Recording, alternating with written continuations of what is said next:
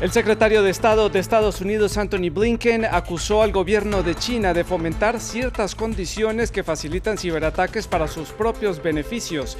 Entre estos, el ataque realizado contra Microsoft el pasado mes de marzo. Blinken anunció repercusiones contra el país asiático. Ariel Henry será el nuevo primer ministro de Haití y encabezará el próximo gobierno de ese país caribeño. Henry había sido elegido por el fallecido presidente Jovenel Moïse un día antes de ser asesinado, pero no había sido investido de manera oficial. El nuevo premier reemplaza a Claude Joseph, que asumirá la cartera de Exteriores. Y con motivo del pronto inicio de los Juegos Olímpicos Tokio 2020, les traemos una serie de reportajes especiales sobre los nuevos deportes olímpicos. En esta primera entrega hablaremos del surf. ¿Cuál es su historia y cómo los 40 participantes debutantes sortearán las olas japonesas para alcanzar el oro? Muy buenas tardes, bienvenidos a las noticias de France 24. Soy Santiago López González, gracias por acompañarnos a esta hora. Vamos a comenzar en Estados Unidos. El secretario de Estado de ese país, Antony Blinken, acusó al gobierno de China de promover condiciones que facilitan los ciberataques y acciones criminales en otros países para su propio beneficio financiero. A través de un comunicado, Blinken hizo las acusaciones a las que se unieron también la Unión Europea, la OTAN y otros 5 países que coincidieron en afirmar que varios piratas financieros apoyados por China son los responsables de ciberataques a nivel global, entre ellos el ataque a la compañía Microsoft el pasado mes de marzo. El secretario Blinken añadió que habrá consecuencias contra China por estas acciones que calificó de irresponsables. También el presidente estadounidense Joe Biden se refirió a estos señalamientos. Escuchemos. Tendré un informe mañana en la mañana, un informe detallado. Según tengo entendido es que el gobierno chino, a diferencia del gobierno ruso, no está haciendo esto por sí solo, pero está protegiendo a aquellos que lo están haciendo.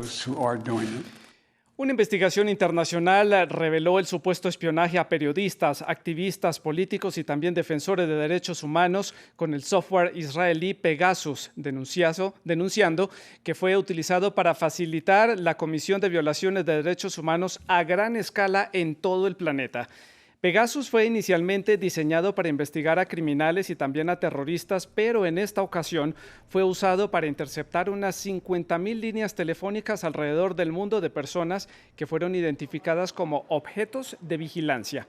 En la investigación participaron 80 periodistas, 17 medios de comunicación en 10 países diferentes, bajo coordinación de Forbidden Stories, una organización con sede en París, en Francia, que también tuvo el apoyo de Amnistía Internacional.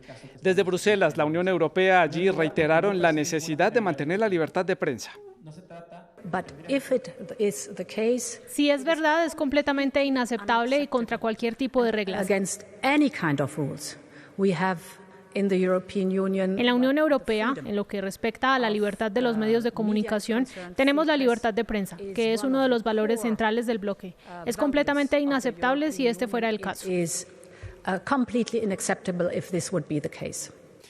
Ariel Henry es el nuevo primer ministro de Haití y encabezará el próximo gobierno de ese país caribeño tras la renuncia de Claude Joseph, que asumirá la cartera de Relaciones Exteriores. Estos cambios llegan tras el magnicidio del presidente Jovenel Moïse el pasado 7 de julio y luego de que varios diplomáticos, también la ONU y algunos gobiernos de diferentes países no respaldaran el gobierno interino de Joseph y pidieran a Henry que asumiera el liderazgo del gobierno. El fallecido presidente Moïse había ya designado a Henry, quien es un neurocirujano de 71 años, como primer ministro justamente un día antes de ser asesinado y no había sido investido de manera oficial. También desde la Casa Blanca hubo reacciones sobre este tema. Escuchemos. No hemos recibido una notificación oficial a través de nuestra embajada, pero saludamos los reportes de que los actores políticos haitianos están trabajando juntos para determinar el camino a seguir. Cambiamos de tema. El gobierno del Reino Unido reiteró su reconocimiento al líder opositor Juan Guaidó como presidente de Venezuela. Esta medida está destinada a eliminar una demanda interpuesta por el Banco Central de Venezuela respaldando a Nicolás Maduro para repatriar casi $1.000 millones de reservas de oro que Venezuela tiene guardados en diferentes bancos en la ciudad de Londres. Los representantes legales tanto de Maduro como de Guaidó visitaron precisamente el Tribunal Supremo del Reino Unido para una audiencia que busca poner fin a esta disputa por cerca del 15% de las reservas de divisas que tiene el país suramericano.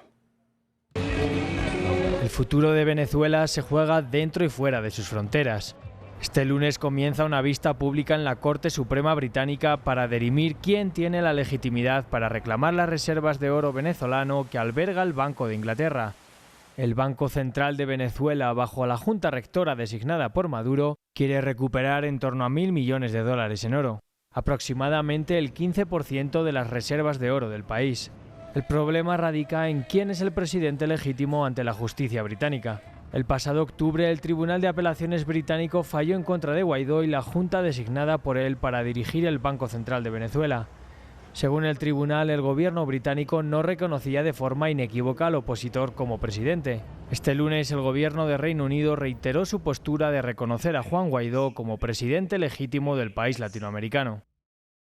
El gobierno del Reino Unido tiene derecho a decidir a quién reconocer como jefe legítimo de un Estado extranjero.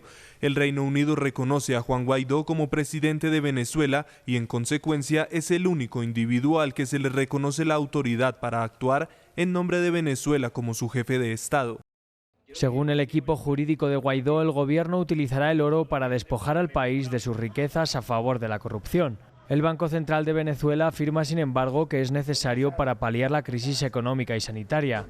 Ante las acusaciones opositoras, el gobierno pide que los recursos los gestione el Programa de las Naciones Unidas para el Desarrollo. Etiopía anunció que comenzó el segundo proceso de llenado de su controvertida represa del Renacimiento en el río Nilo, un proyecto rechazado por Egipto y Sudán. Según el gobierno de Addis Abeba, este proyecto es crucial para el desarrollo económico y para proporcionar energía a este país africano.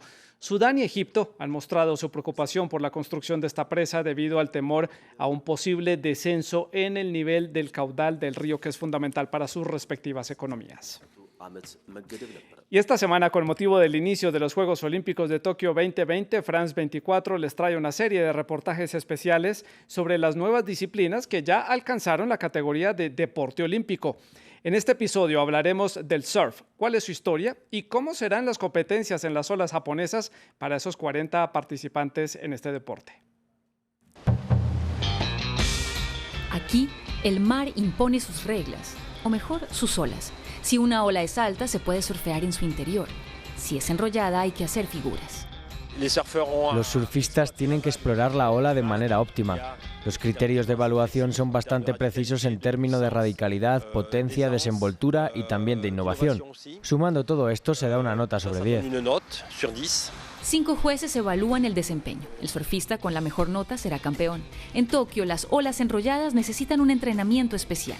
Son sobre todo olas pequeñas que hay que trabajar de manera distinta, trabajar el tono muscular. Se necesita hacer dieta para estar lo más ligero que se pueda y así ir lo más rápido posible sobre las olas pequeñas. En los Juegos será el instinto marino el que marque la diferencia. Es la capacidad en un ambiente tan aleatorio como será en Japón de identificar el lugar correcto, la opción antes de ir al agua, de mantenerse y de tratar de tomar las mejores olas. Pararse sobre una tabla en el mar. Esta práctica nació en la Polinesia, mucho antes de la época moderna. Cuando los Estados Unidos anexaron el archipiélago de Hawái, el surf comenzó a difundirse en el mundo entero. Aunque comenzó como un pasatiempo, se profesionalizó en los años 90. Tener el surf por primera vez en unos Juegos Olímpicos es ya de por sí la consagración de nuestro deporte, porque aquí se le está viendo como una verdadera práctica deportiva y no como un juego de playa. Es un deporte extremo, hay muchísimo peligro y tiene una parte táctica muy importante. Creo que si a alguien le gusta el deporte, seguramente le gustará el surf. Para los Juegos Olímpicos de 2024, el surf volverá a su cuna, en Polinesia. En esa esquina del mundo, los surfistas retarán a Te Auopo, la mítica ola de Tahití. Es todo por el momento aquí en France 24. Puedes seguir con nuestra programación o con más noticias en france24.com. Buenas tardes.